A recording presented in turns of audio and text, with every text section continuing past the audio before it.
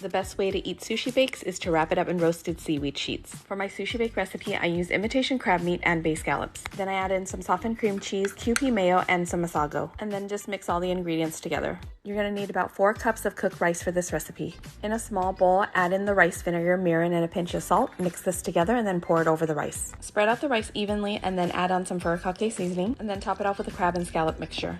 Bake this at 400 degrees for 15 minutes and broil for 2 minutes. And lastly, add some Sriracha, kewpie mayo, and a little bit more Furikake seasoning.